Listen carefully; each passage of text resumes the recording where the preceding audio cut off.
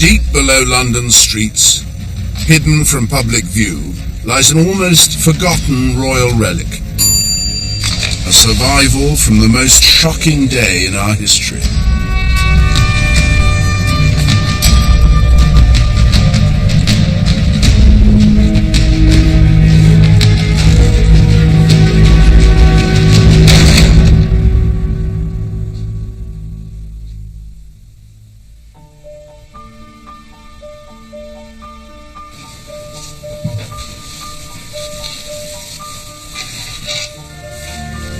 This is a kind of jacket with long sleeves. It was called a waistcoat at the time.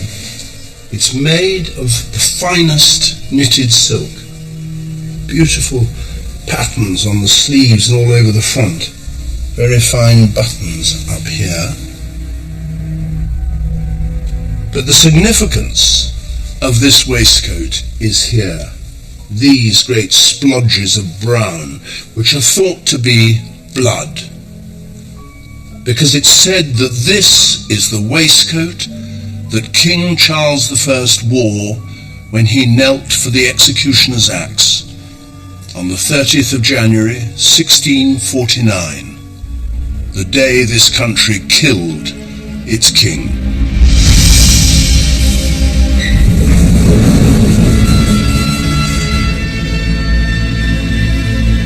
In the same vault is this extraordinary painting. It shows the dead Charles, his eyes closed, his skin a ghostly pallor, and beside him 3 female figures, England, Scotland, and Ireland, all distraught in misery, their crowns actually in the act of falling off their heads. And if you look very closely, you can see that the painter has turned the king into a martyr. He has rejoined the royal head to the royal body, and the stitching round the neck shows, with blood trickling down. This is an artist in turmoil over something unimaginable that's happened to him.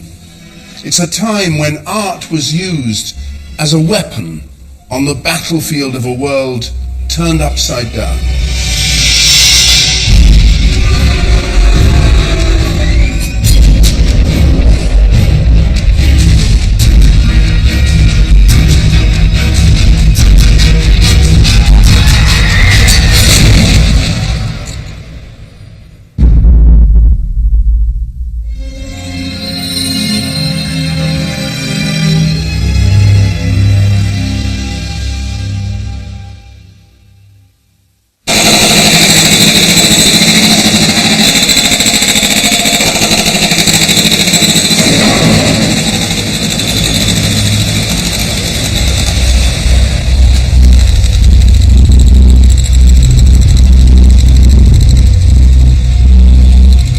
The early years of the 17th century gave the first signs of trouble to come.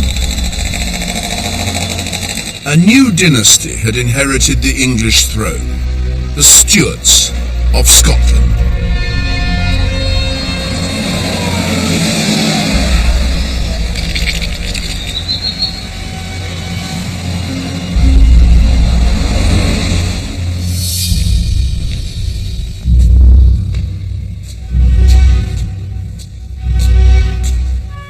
The pretensions of Charles I reached unprecedented heights, which were unashamedly displayed in his capital.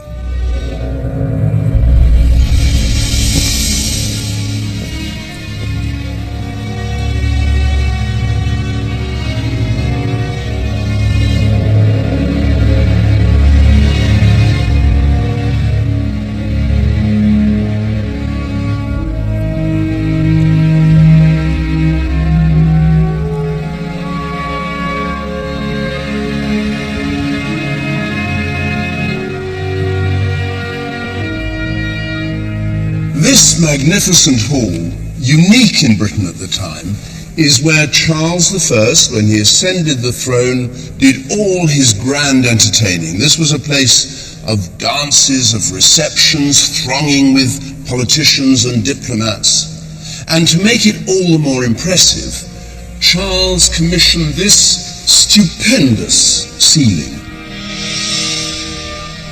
He turned for that to perhaps the greatest European painter of his age, Peter Paul Rubens from the Netherlands. If you don't want to get a permanent crick in your neck, there's only one way to enjoy this painting, and that's by lying flat on the floor and seeing it as it should be seen. That's better. What Rubens has done is to show Charles's vision of kingship by telling the story of Charles's father, James I. And what this shows is the apotheosis of James. That's to say, James I ascending to heaven as a god. It's the most extraordinary claim. James actually believed that he was as a god.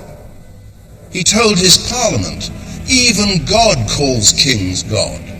And he told his children that they were little gods set on earth to rule over men. Not with hindsight, the wisest advice, perhaps, that a father might give.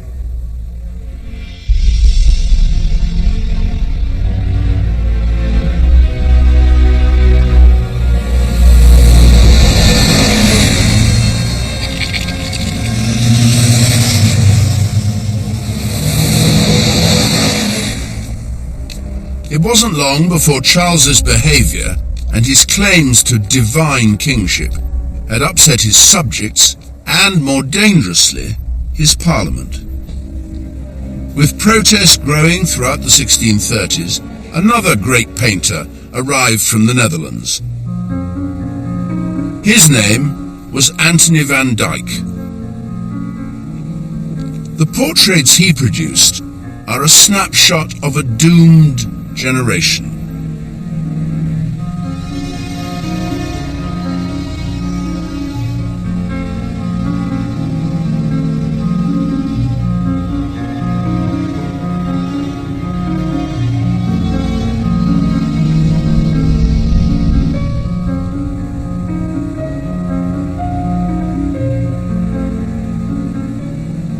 You'd never guess, looking at these pictures, that we were going through the most turbulent period in our history. Instead, Van Dyck came here as a painter of Fantasyland, making portraits of people with beautiful silks, wonderful faces, full of life and colour and swirling movement, elegant, handsome, relaxed, powerful.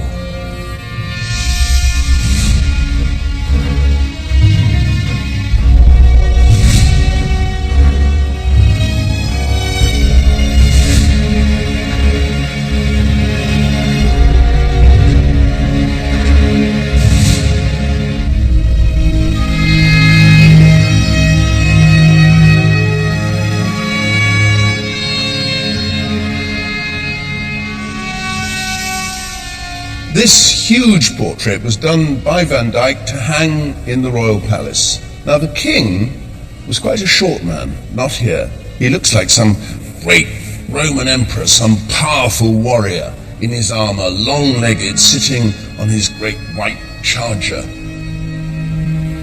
The setting, very grand and powerful, this Roman arch with curious green silk drapery hanging behind a turbulent sky. A royal coat of arms looking as if it's just been dumped on the side there, but vast. But the key thing is the way that the king himself is sitting on his white charger. He's not just out for a ride, he's actually doing quite a complicated dressage movement. It's the horse trotting slowly and deliberately, difficult to achieve, but the king's doing it with consummate ease, just with his staff resting on the horse's withers. And the idea is that he can control his horse with the same calm as he holds the reins to his kingdom.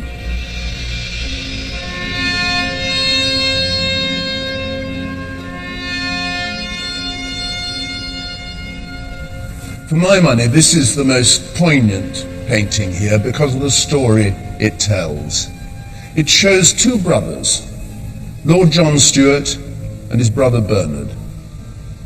John, the elder one, looking a bit aloof out into the distance, but Bernard, absolute picture of self-obsessed, rather arrogant, rather carefree youth, elegantly dressed in wonderful blue silks with absurd boots, his hand on his hip, the other one holding his cloak, as though he hadn't got a care in the world, all his future ahead of him. But both these boys, 7 years from the painting of this portrait, would be dead, killed in bloody civil war.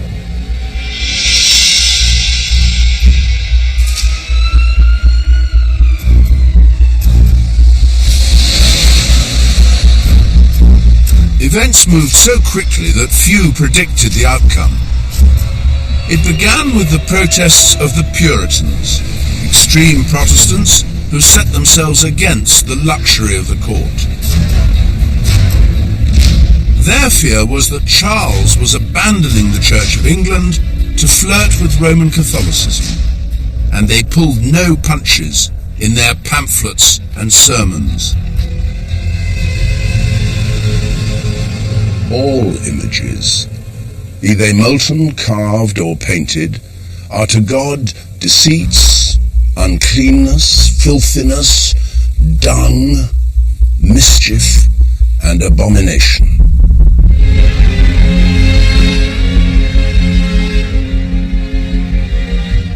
A dance is the devil's procession, and he that entereth into the dance entereth into his possession. The loathsome and odious sin of drunkenness is the root and foundation of many other enormous sins, as bloodshed, stabbing, murder, swearing, fornication, adultery and such like, to the great dishonor of God.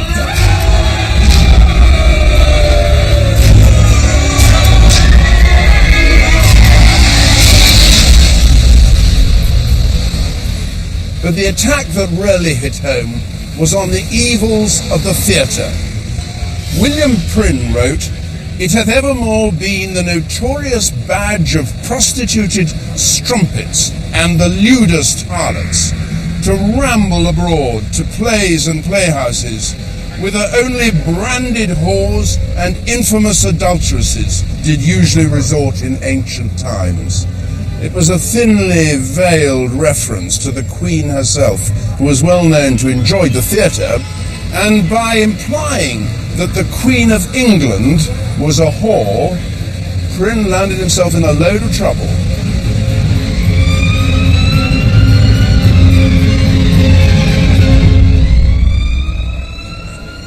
He was fined £5,000, he was sentenced to life imprisonment, and ordered to have part of his ears cut off. In prison, he went on writing the same kind of stuff, and they then ordered his ears to be cut off entirely, and they branded the letters SL on his cheeks for seditious libeller.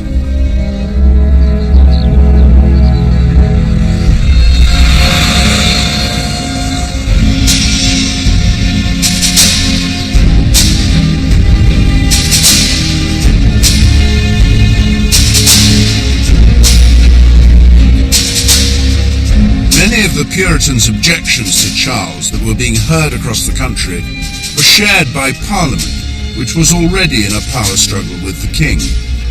It all came to a head in the winter of 1642. A decade earlier, Charles had actually abolished Parliament, thinking that he had the right and would rule by himself. But then he ran out of money and had to summon them back to raise cash. Instead of just agreeing, they returned with a long list of grievances about religious freedom, about his court, about taxation itself, and about their rights. The king was so alarmed and actually feared for his life that he fled the capital. It was a terrible mistake.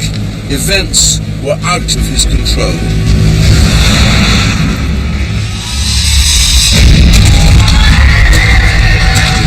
Within months, the unthinkable was happening. The nation was at war with itself. On one side, the king's army, determined to restore royal authority. On the other, a militia raised by Parliament to assert its independence.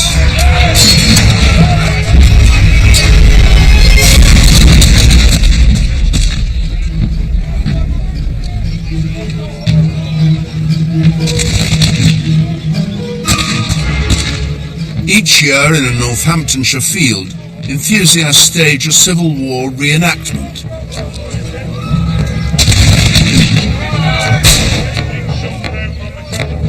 How did it go? How did it go for you, that? Yeah, we had a good battle today. Did you have a good battle? Yeah. Yes, Fun. yeah. Can I see the pikes? You can. Can I try one? You can indeed. 16 foot of ash, topped with about 2 foot of metal normally. But when you charged, oh my God! Watch out! Well, the idea is that at the crescent pike, you would lunge together. They would gradually. That's all right. I can hold it. It's just very heavy. They would gradually come in towards each other, Yeah. and you would try and stab them. Eventually, when you got very close, you would probably drop your pike, draw your sword, and you would set about each other in a very tightly packed, close combat. Very, very unwieldy, though, isn't it? It is. As Did an you run individual, with the pike, or as did an- you walk with it? You tend to walk. As an individual weapon, yes, it is. But if you've got 300 men with these all pointed straight at you, Yeah. that's when it becomes actually quite frightening. Yes. And that's when people run away. A lot of the power of the pike was psychological in reality. If you look at the records, there's not that many pike wounds, but an awful lot of people run away.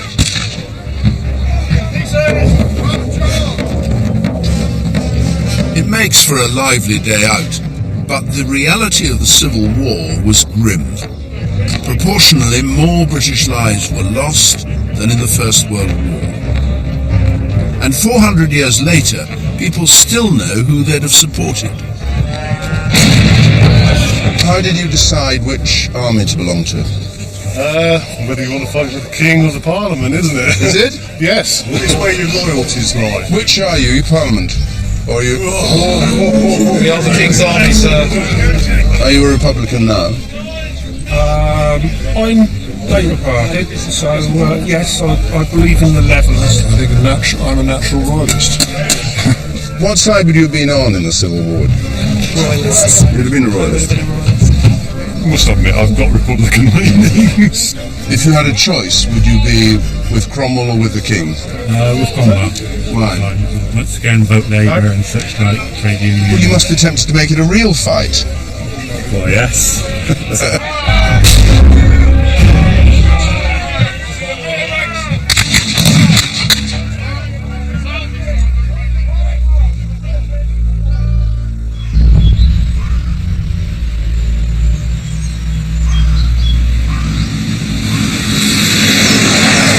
It's almost impossible to imagine this tranquil English countryside ravaged by civil war. The desolation of the battlefield. Bodies lying in the ditches and by the hedgerows. Towns divided against towns.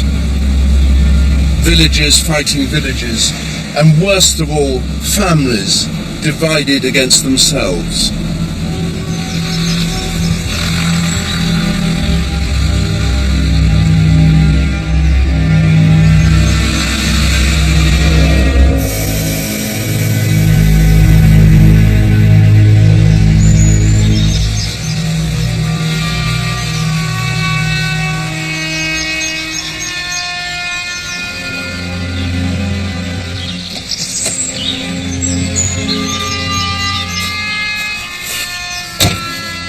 Little Claydon has been home to the Verney family for 5.5 centuries.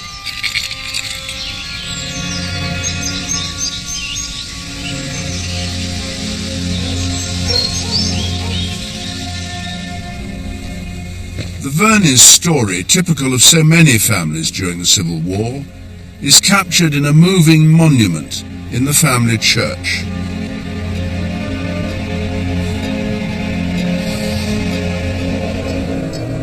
It was constructed by the eldest son, Sir Ralph, in the aftermath of the war.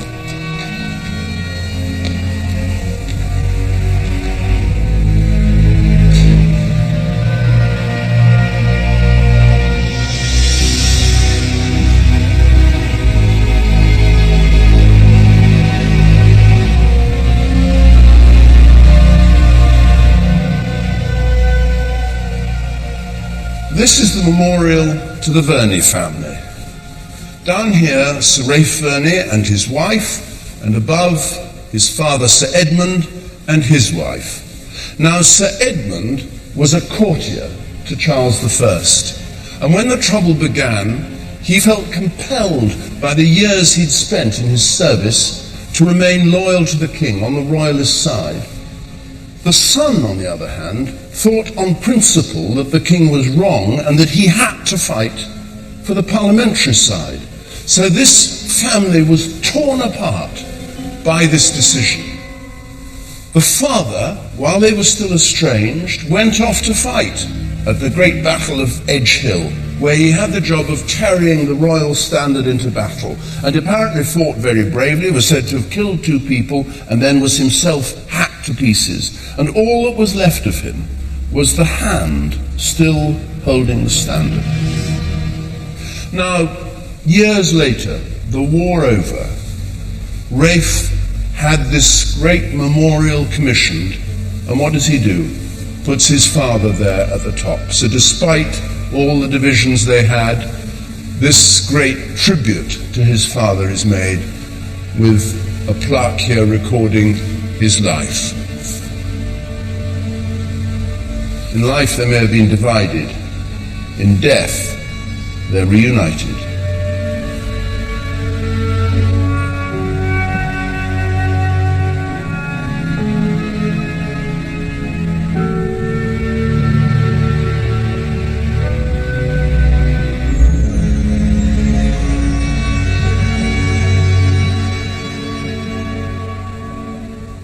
Which side do you think you'd have been on? I think I would naturally be a royalist.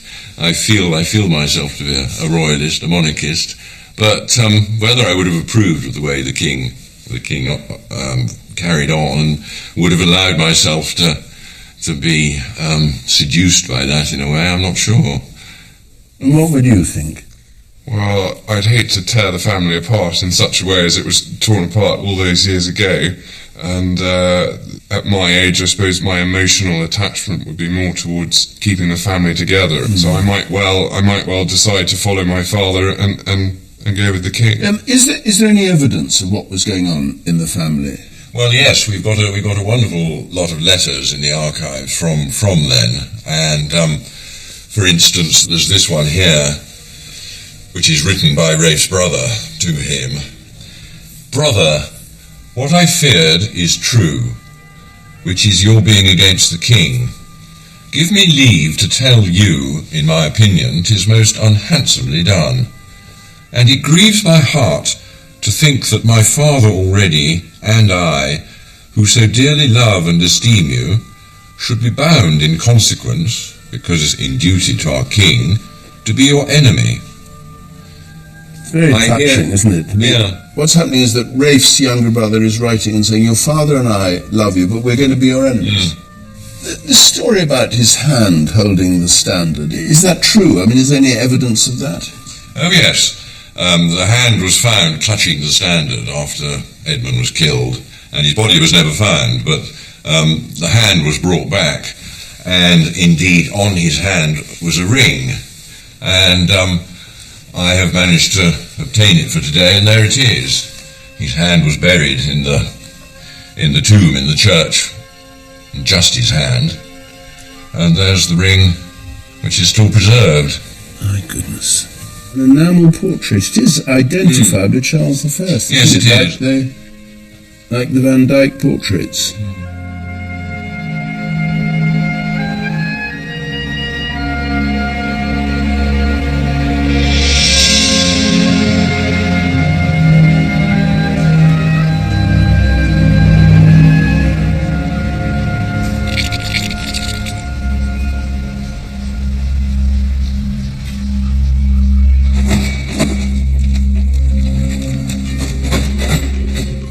With all the turmoil it caused, the Civil War forced people to question the way they led their lives.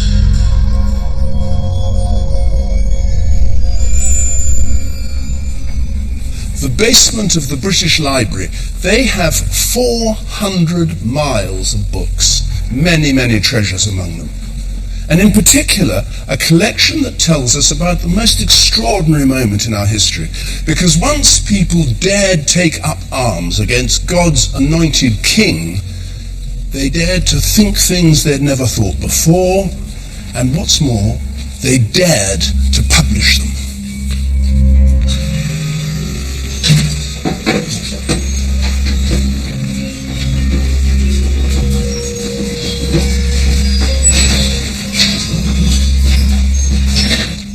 Down this alleyway are 2,000 volumes containing 22,000 different tracts and pamphlets and newsletters, a great explosion of ideas, everybody speaking their mind and arguing with each other. And these individual books contain an invaluable story, the story of a great experiment in living.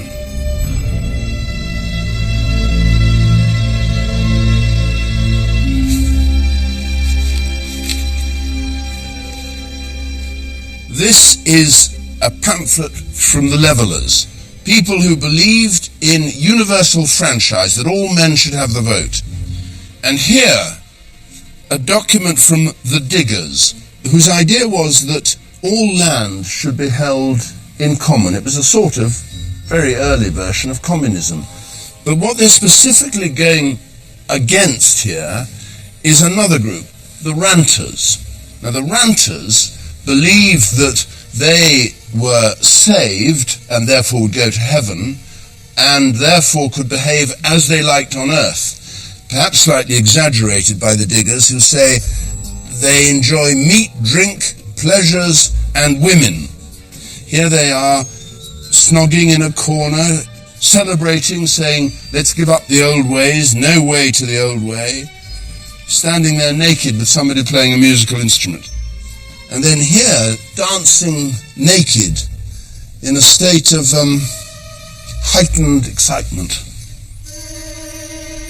All these ideas sprang from a ferment of theories about life and how it should be lived, and particularly how you should achieve salvation. And here some of them are listed, a catalogue of several sects and opinions in England. Jesuits, Armenians, Arians, Adamites, Libertines, soul sleepers.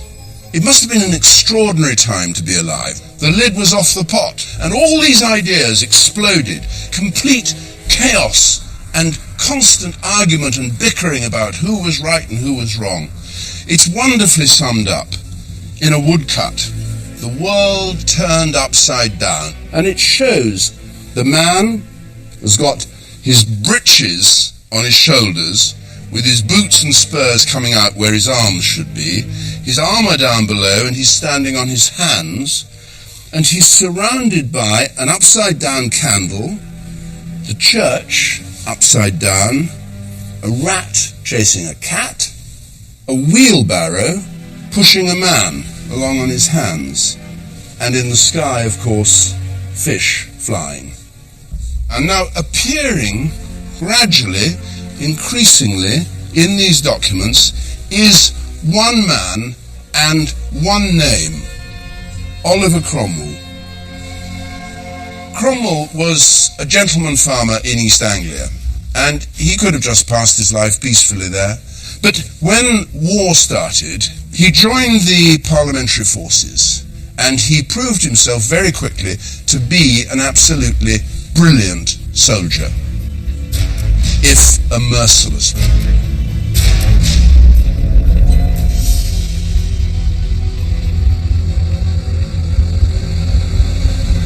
Cromwell's military genius brought about the defeat of the Royalist army. With the king captured and behind bars, Parliament made the decision to put him on trial for treason. The verdict: guilty.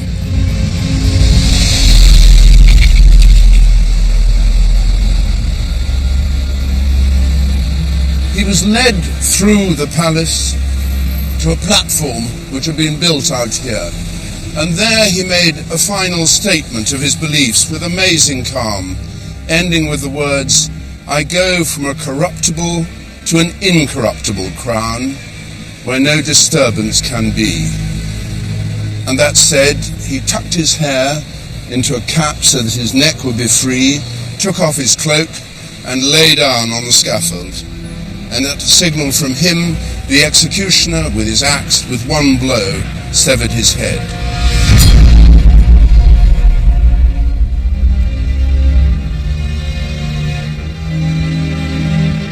With Charles out of the way, a new form of government had to be invented.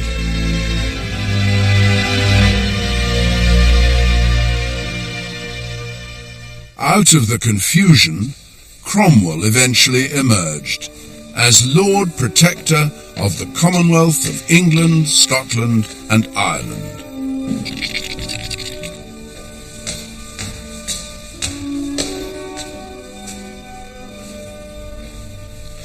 Cromwell was a mass of contradictions, and when he gained power, he seemed to be pulled in all sorts of different directions. He was a Puritan who famously banned the celebration of Christmas, and yet he loved music and allowed dancing at his daughter's wedding. In England, he was seen as rather a hero of liberty. In Ireland, as a vile oppressor who committed the most terrible massacres. He tried to curb the tyranny of a king, and yet in later years he became something of a tyrant himself. The truth is that the new regime never really established what it was meant to be, and it shows in the portraits of its leader.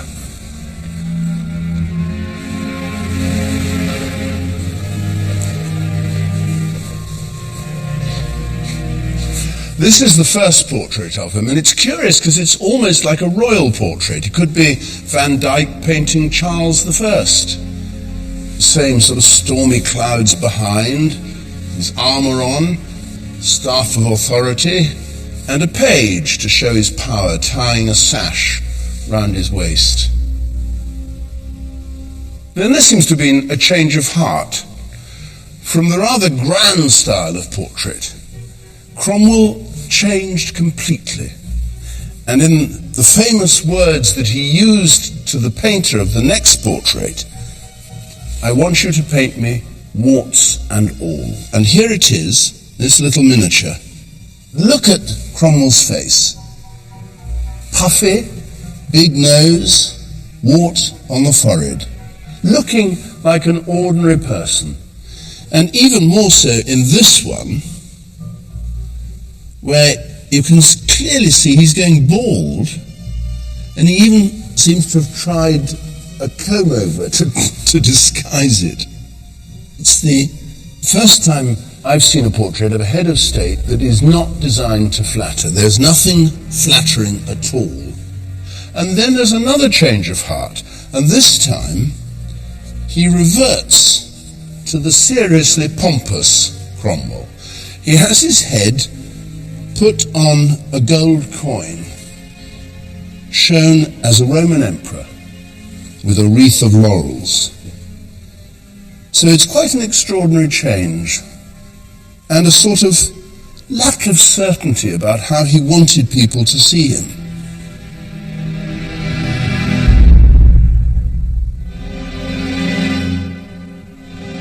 Cromwell died in 1658, and in less than 2 years, the Commonwealth had fallen apart.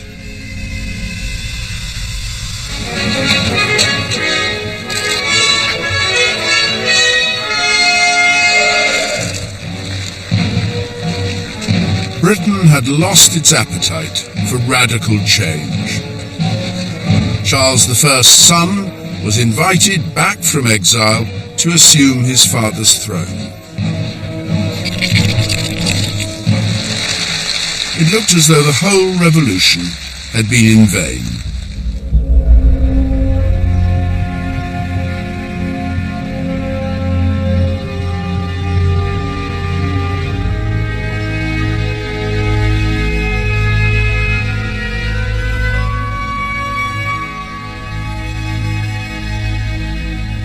This statue of Charles II perfectly captures the spirit of his reign.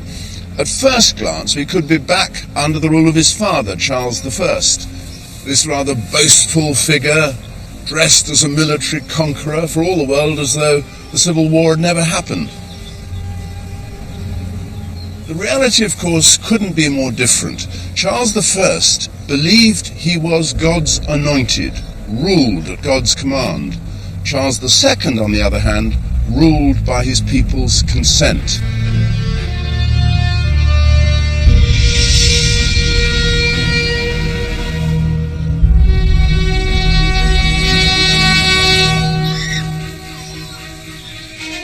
Charles accepted that he had to bow to the will of Parliament, but it didn't mean he wouldn't enjoy himself like a king. On the contrary, he was famous for his countless mistresses, and he fathered 14 illegitimate children. He cultivated a new mood of informality, even abandon. He chose as his court painter someone who'd reflect his tastes, Peter Lely.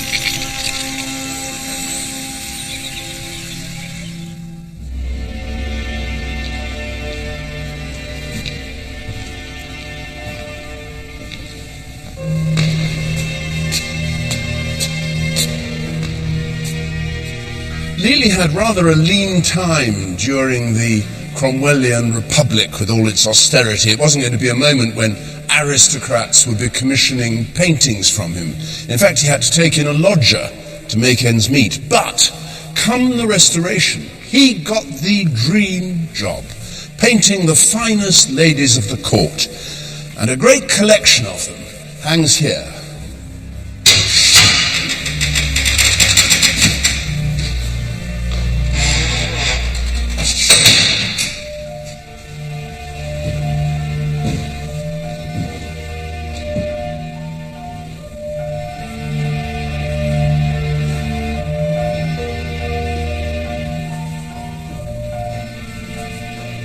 They're called the Windsor Beauties, and they're the most beautiful women of the time who surrounded the king or were at court.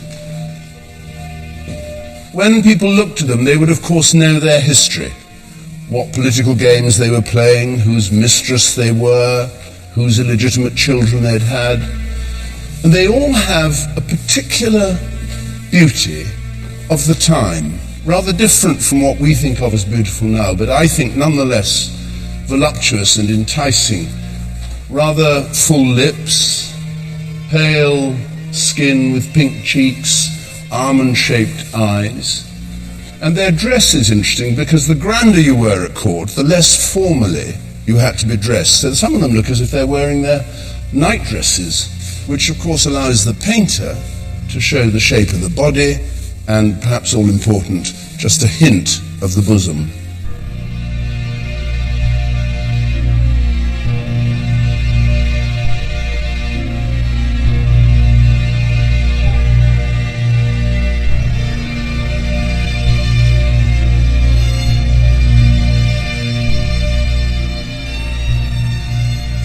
The deliciously seductive Jane Middleton. She was married at 14. She was surrounded by admirers all her life, had a lot of lovers.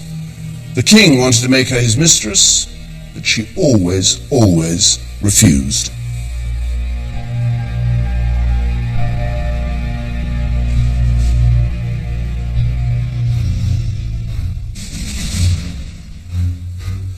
But this is the most powerful of this great bevy of beauties, the formidable Barbara Villiers, suitably dressed in almost military garb, with a helmet, with feathers and a staff and a shield.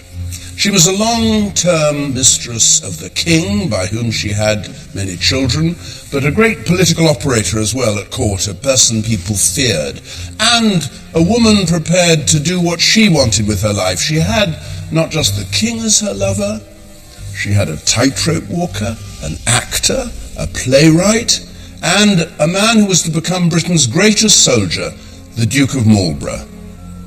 A jaundiced bishop said of her, she might have been very beautiful, but she was most enormously vicious and ravenous. What a woman.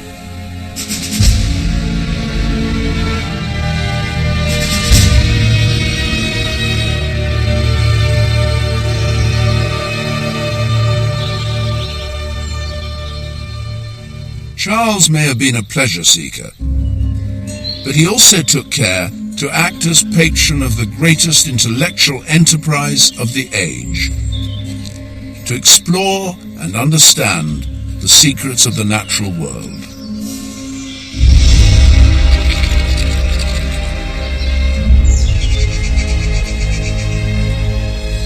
One effect of the Civil War and the Republic was to free up scientific experiment, because there was such political chaos. The scientists, many of them young geniuses, were left to get on with it as they chose.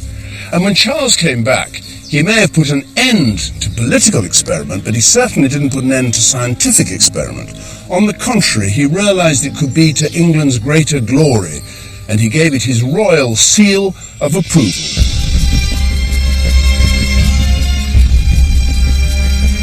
What had been a ragtag association of amateur enthusiasts became the Royal Society, unleashing nothing short of a revolution in science. The Royal Observatory was built, on the King's orders, to promote the study of the heavens.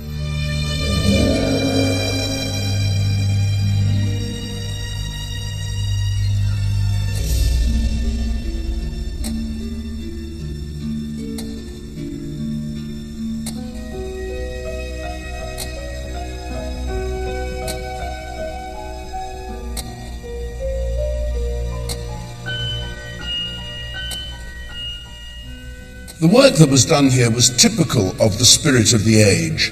Night after night, for 40 years, the Astronomer Royal came here and, looking through his telescopes, measured the position of the stars. And when I say measured, it's not just a casual thing. He had to obsessively record in minute detail where every star he saw was in the firmament. The idea behind it was very simple.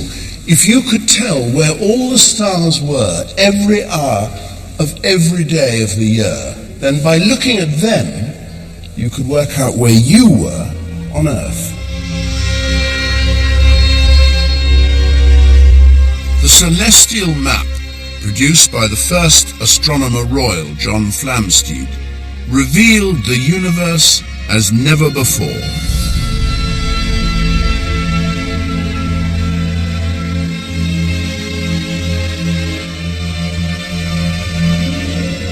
Flamsteed fleshed out the known constellations with newly discovered stars, bringing the heavens to life with that sensual imagination so beloved of Charles.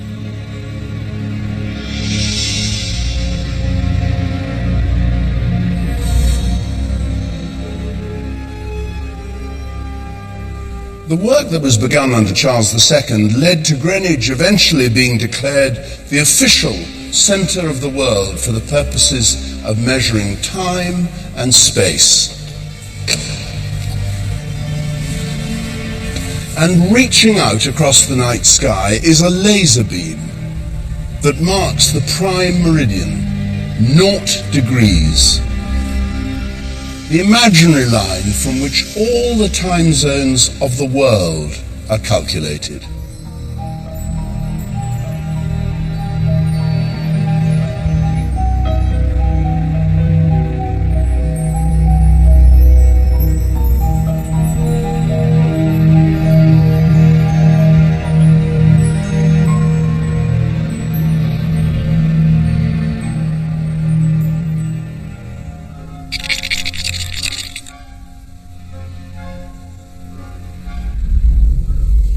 The study of science was so new that it welcomed anyone to its ranks. One of the great scientists of the age, still venerated here, had begun life as a painter, apprenticed to Peter Lely. His name was Robert Hooke, and he became the first curator of experiments at the Royal Society.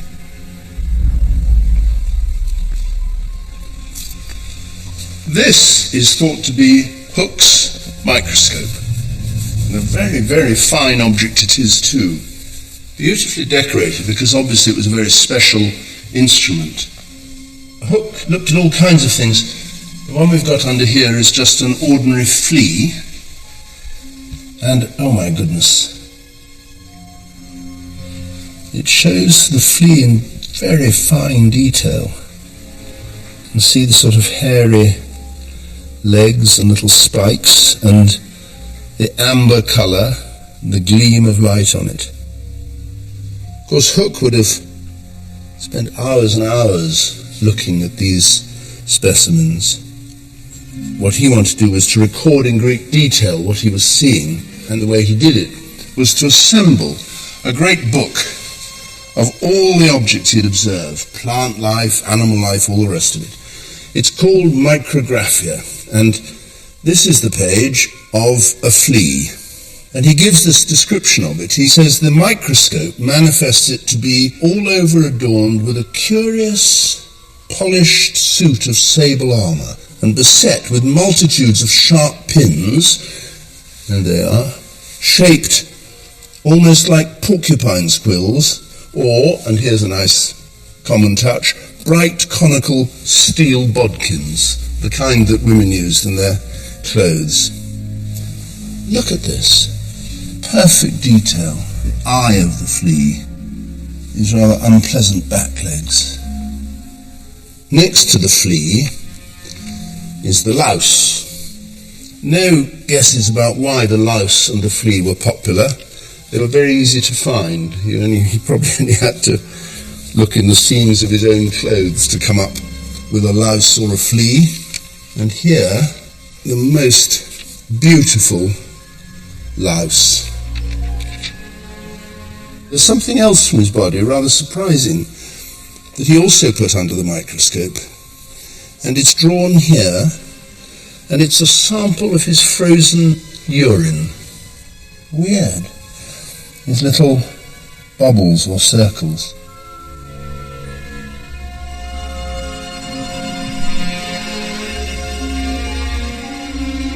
When this book was produced, it caused a sensation. It was the first time that many people had had a chance to see these extraordinary pictures of natural life. When Samuel Pepys, the diarist, got his copy, he says he stayed up till 2 in the morning going through it. It was so fascinating. And of course, for most people, this was the first time they'd had any chance to see what the natural world was like, all thanks to Hooke's work.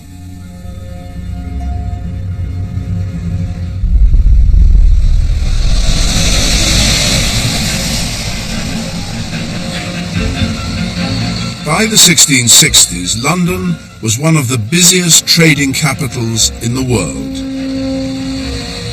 Here, Robert Hooke and his friend, the brilliant Christopher Wren, would make their names transforming the great city around them.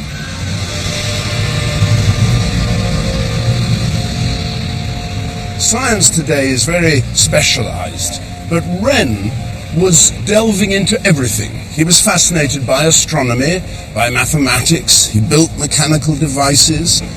He did operations on a dog to try to work out the circulation of the blood. He made musical instruments. It's even said he devised a scheme of writing in the dark. But all this discovery, this excitement of the universe on the one hand and the tiny microscopic details of life gave him and others an ambition. And it was an ambition that was to get its great opportunity to be unleashed in this city of London by something that happened here in Pudding Lane.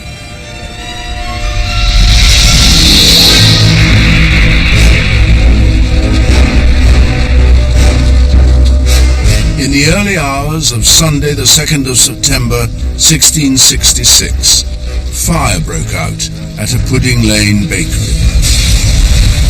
Soon, fanned by strong winds and fueled by timber frame houses, the fire was raging out of control.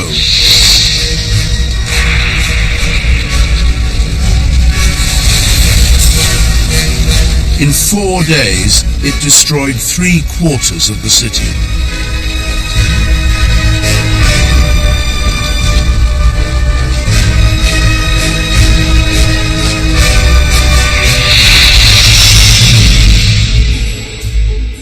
Within a week of the fire being put out, Wren submitted a plan for a new City of London.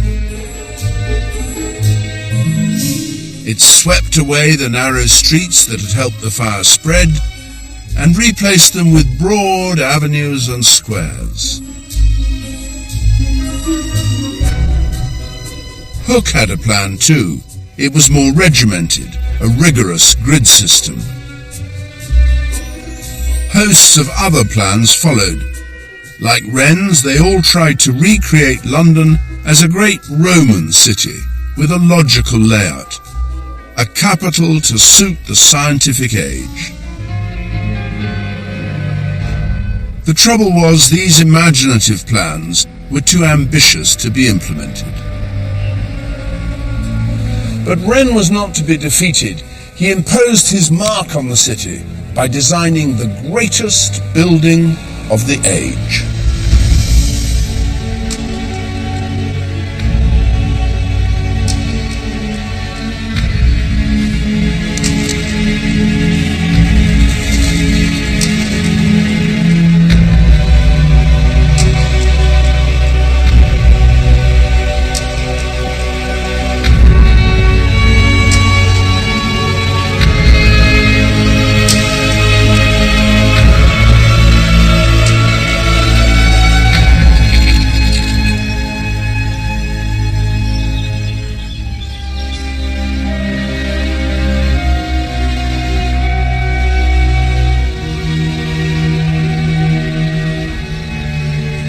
Astonishing commission.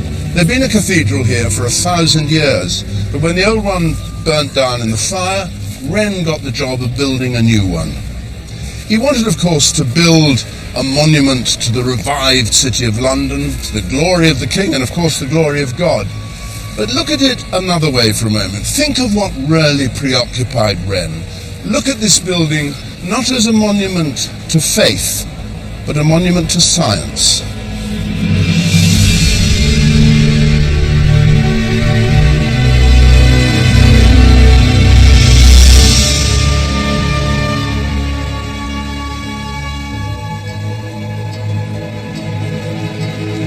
Wren was determined to build a cathedral whose scale and ambition would push mathematics and engineering to its limits.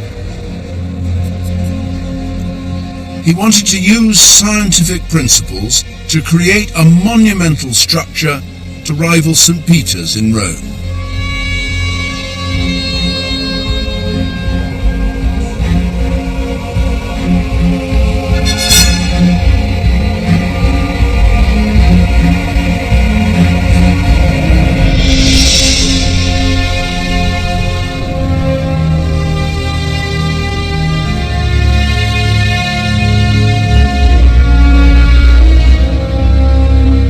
From the start, Wren faced opposition from the clergy in getting the building he wanted commissioned. It went through a number of designs before he won their approval.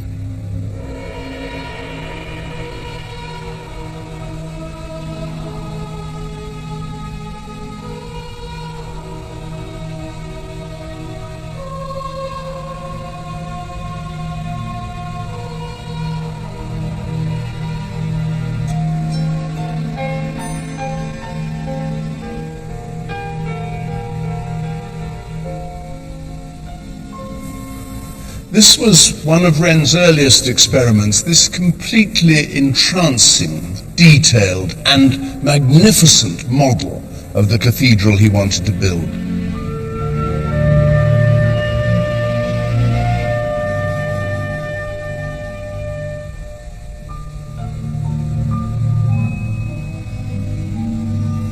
It's so enticing. You long to be about this size and to be able to go up the steps and walk around inside.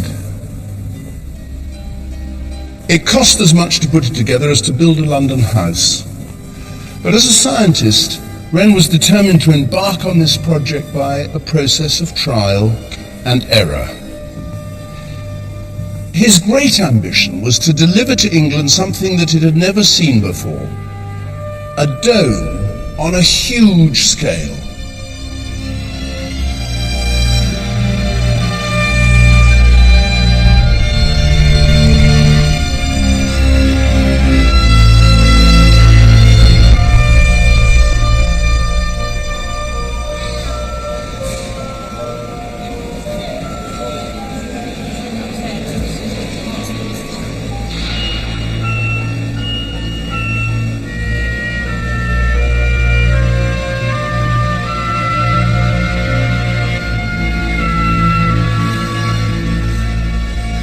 What Wren wanted was to make a dome that was in proportion to the cathedral from the inside, but from the outside was big enough to dominate the London skyline.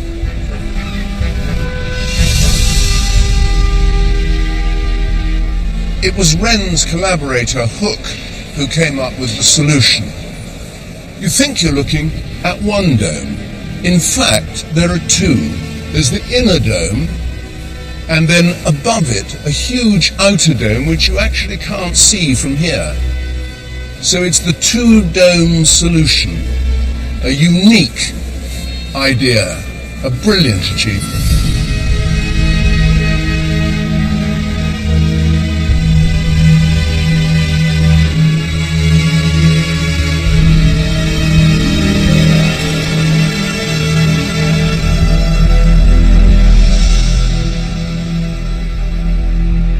Hidden between the two domes, Wren built a brick cone to carry the load of the stone lantern on top of the cathedral, 850 tons of it, freeing the outer dome from any structural burden.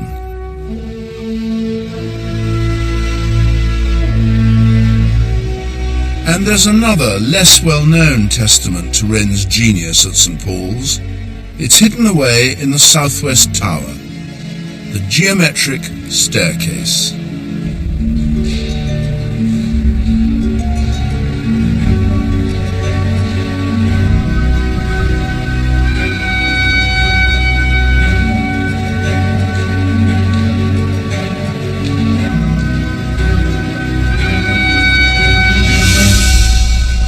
This staircase is a marvel of engineering. It appears simply to float. Each step rests on the other with nothing supporting it underneath. And to this day, they argue about why it actually stands up, which is not very encouraging for people like me who suffer from a bit of vertigo.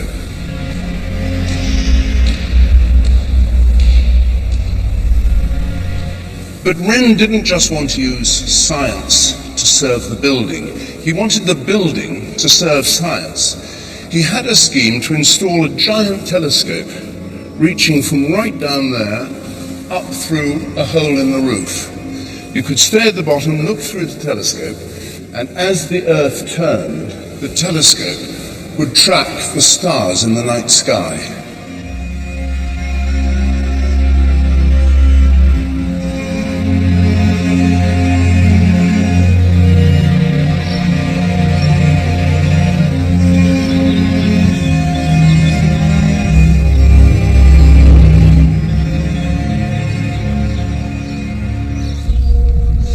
The 17th century had been a time of turmoil, but out of it had come scientific genius and creative enterprise that laid the foundations for Britain to become a world power.